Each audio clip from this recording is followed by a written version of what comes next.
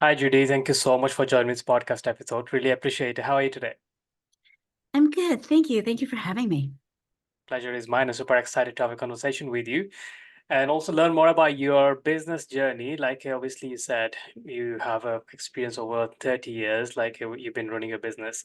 It's a long time, 3 decades, and not many businesses or business person survive that long into business world. Like is always a tough. It's like a mental and physical battle, like where you have to show up every day, make sure like your business up and running and taking care of your baby kind of thing, right? When you're running your own business. And it's not easy peasy to do that. Like, and that's why I like to know more about your journey, how you handle your pressure, the ups and downs when things doesn't go as you expected. What do you do differently? So before that, I'd love to know more about like how did you get into entrepreneurship? When did you decide it, like I want to be my own boss and I want to start something my own? Oh my gosh, so much in there. Um, yeah, very funny. So I started a long time ago, and I remember I have to just say this before we get into you triggered this for me. I remember many, many years ago, I was living in New York City and I was a full-time freelancer, which Mhm. back then, because this was a million years ago, was very unusual. And somebody said to me, "How can you work from home? Like, how do you work by yourself? How do you even do that? Like, how do you get anything done?" I kind of laughed. I said, "Well, if you want to A, pay your bills, it's kind of a motivator. And then Yeah. B, if you want to have this opportunity to kind of do you and get your special sauce, if you will, out in the world, then that's one of the ways to do it." And I just thought it was such a funny question. It's like, well, how do you get off your tush and go to work every day? It's the same thing. I just put on my PJs. So it's very funny. So let's see. It's funny because I reflect on this a lot, because this journey has been, as you can imagine, it's filled with, it's I call it the roller coaster ride of life, right? Yeah. It's up and down and up and down. And sometimes you're like, wee, and other times you're like, oh, I think I'm going to throw up. So it's a fascinating journey, but I think many of us have it sort of embedded from when we're young. So I remember, selling weird things in high school, which I can't even really even recall exactly, but I remember like raising my hand to sell pretzels or some strange thing that we used to make and then we sold. And so I think some of us just, and my dad was a solopreneur, which of Mhm. course that term didn't even exist back then. And he eventually built a big firm that he ended up resigning from because of the drama. So in a way, I've been playing on the edges of it for a very long time. But this iteration, I started the year I turned 30. I was living in New York City and I pitched my boss to go into business together. I had this idea, and I don't recall where I got it, that we could be doing some of what we were doing at my full-time freelance job, where she was my boss, which was Women's Day magazine. And we had taken a job that took four people full time to do. We created a structure so we could do it in a week. So now we all had 3 weeks to do whatever else we Yeah. wanted.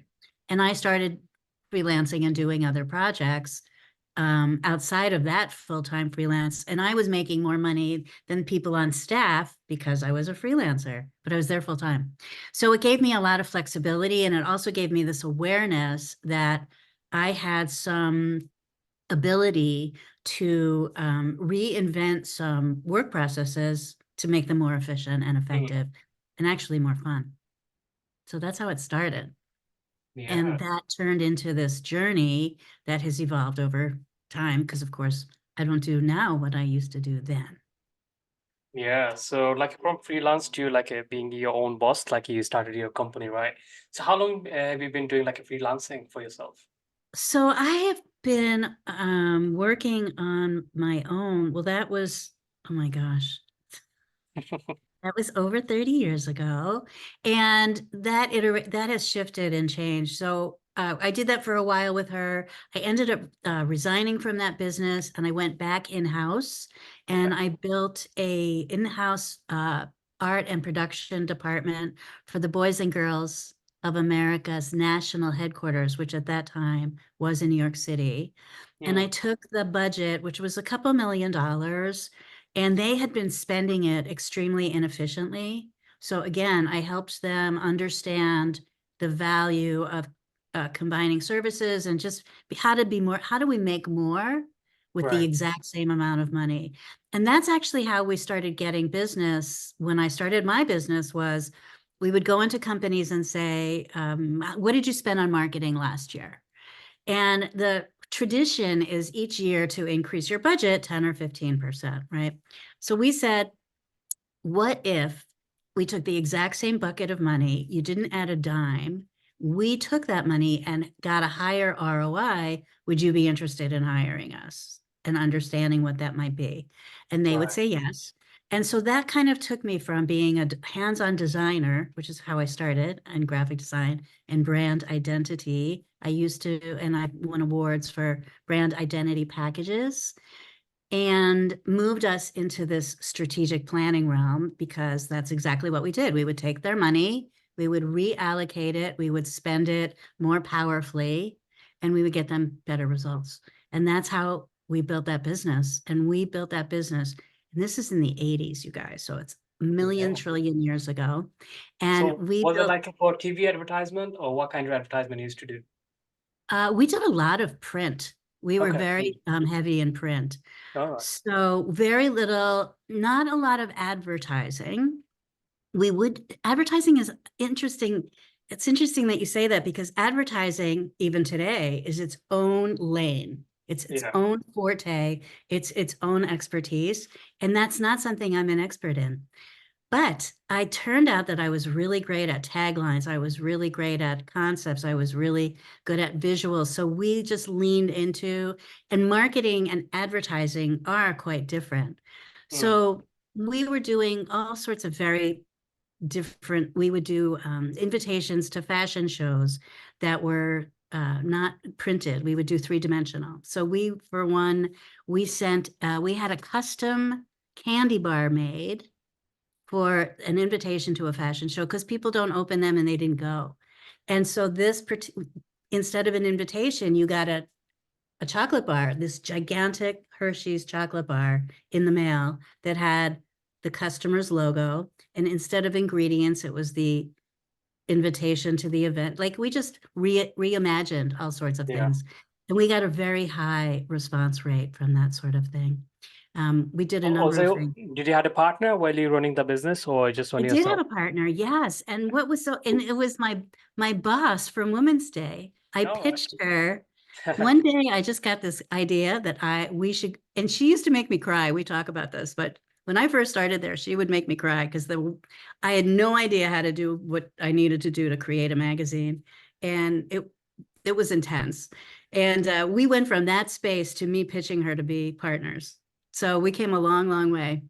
And she was the more back end person that would do like go on production checks, and she would do all the budgeting and pricing, and she interacted with vendors. And I was more upfront. I would do more of the art direction or hands-on design, meet with the clients, have that relationship. So we were a really powerful team Mm, because we really complemented each other. And this is when, crazy enough, this is when computers were just starting to be a thing. yeah. And my first Apple, oh my God, was such a nightmare because I had to learn how to use it at like 2 o'clock in the morning. None of us had any instruction, right? We were all just learning on the fly.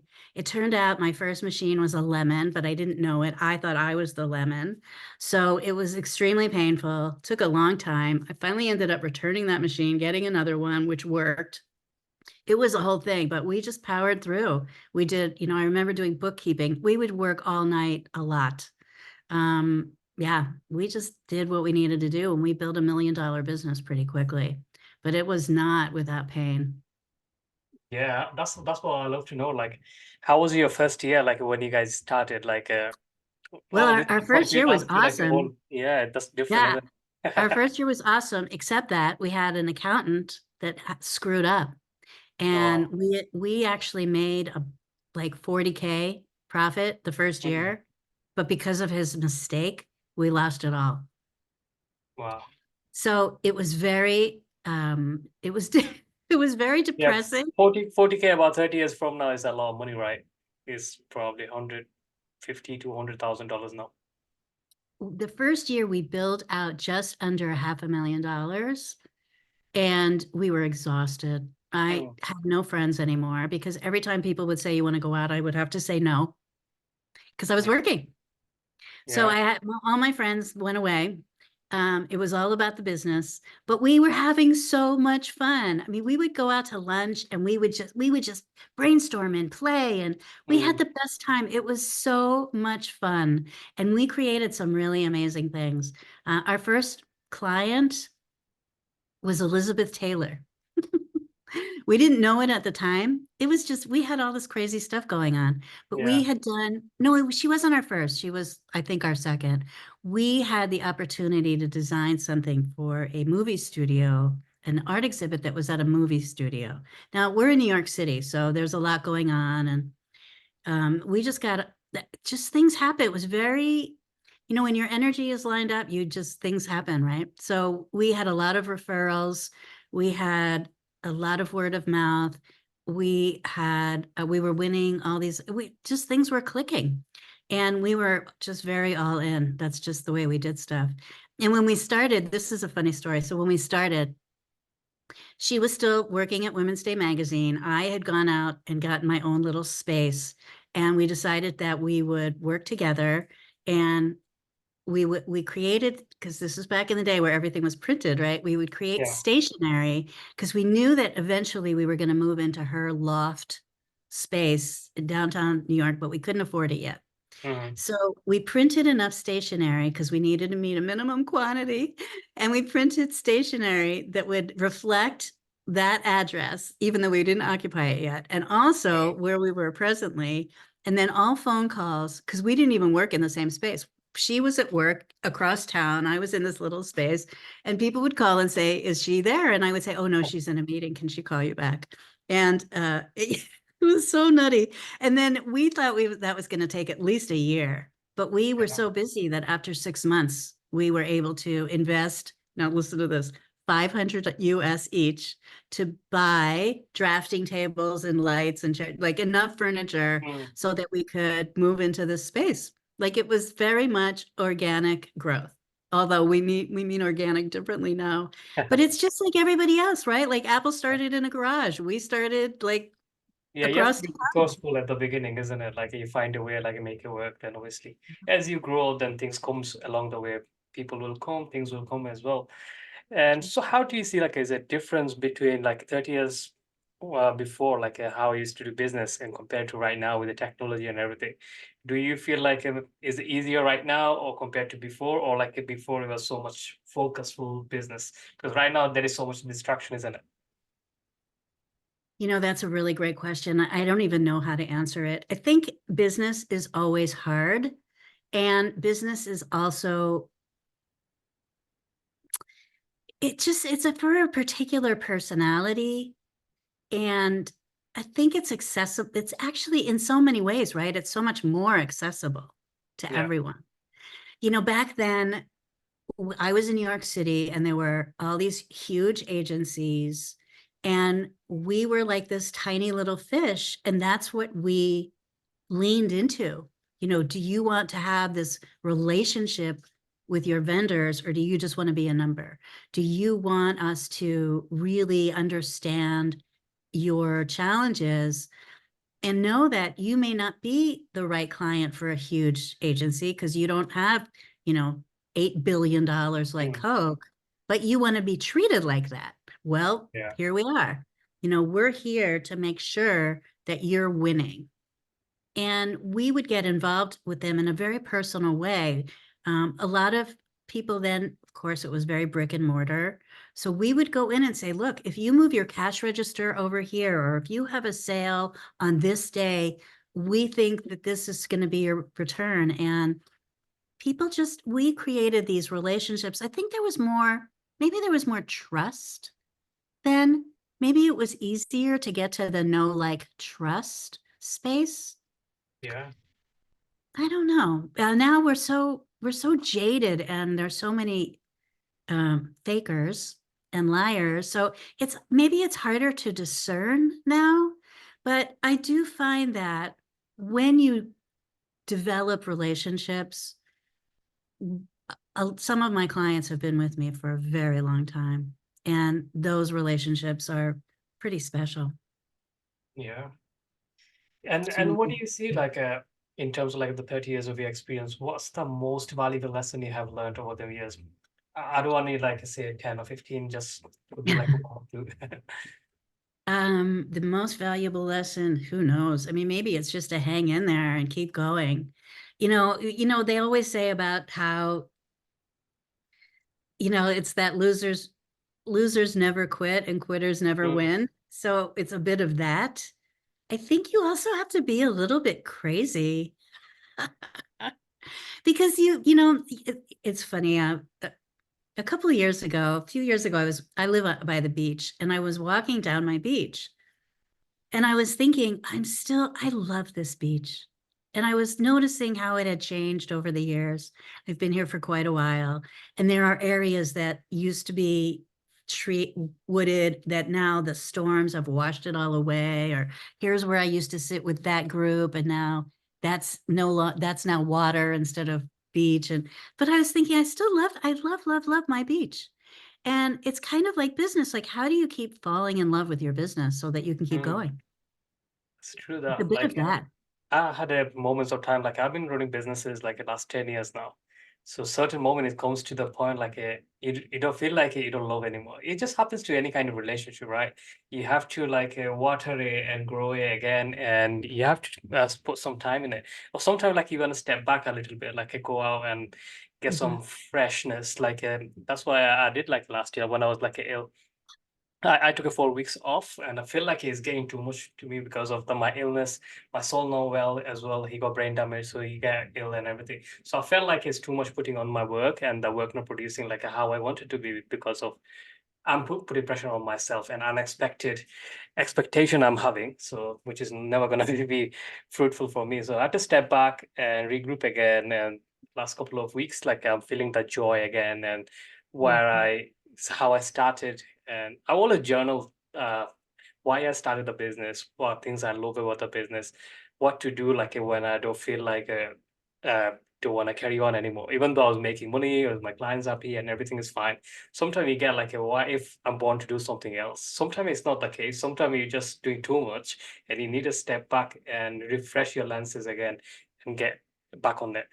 So what would be like your number one advice for anyone who's just starting out their own business? And yeah, So I do want to say something about what you just shared because it's so sure. important. I don't want to gloss over it.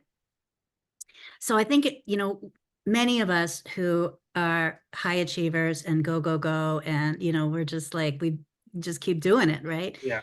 It's not really healthy. I also had a hard burnout, um, major like stop in '05, but it's so important, actually, whether you're healthy or not, especially if you're healthy, to take some time and to reflect and to reconnect to your work. That's how I got from where I was then to where I am now, because we're all always evolving. Yeah. So we have to give ourselves the space and the time to kind of listen to that inner guidance to see, am I just really feeling tired and worn out? Or am I being guided to like what's next? Mm, Because some of the best awarenesses, inventions, pivots, whatever you want to call them, right? Added revenue streams, they come to us in that quiet, in that reflection, whether you're walking down the street, laying in bed, taking a shower, like wherever that yeah. space is, but we have to give ourselves that gift.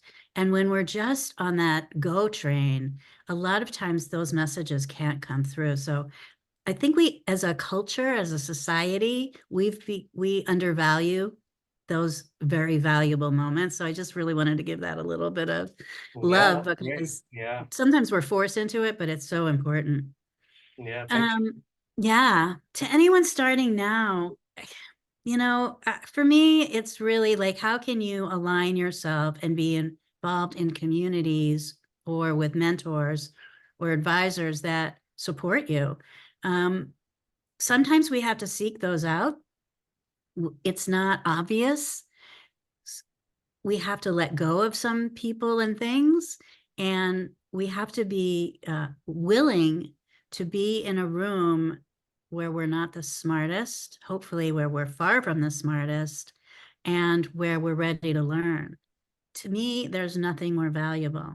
My focus for myself as well as my clients is, how do I up level as a leader, and as how do I step more into my own abilities, which we may call greatness. Like, what's your special sauce and how do you do more of that?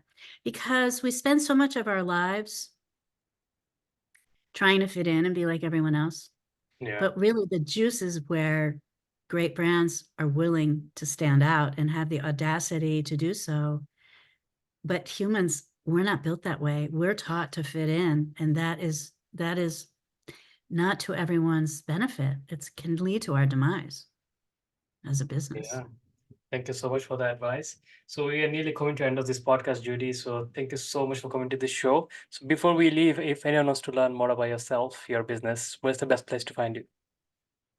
The best place to find out more about me is at my website, which is unforgettableBrands.com, 2 T's, 1 S. Also, I am pretty active on Facebook and LinkedIn. Thank you so much for the information. So I wish you best of luck with your business and your personal life, and you have a wonderful new year ahead. And thank you so much for coming to the show today. Thank you for having me. Pleasure was mine. Thank you. That's a wrap, guys. Thank you so much for listening to this podcast episode with Judy today, and I hope you enjoyed our conversation. If anyone wants to learn more about her, you can visit her website or you can find her on social media platform, LinkedIn and Facebook. So until then, I'll talk to you in the next episode. Take care.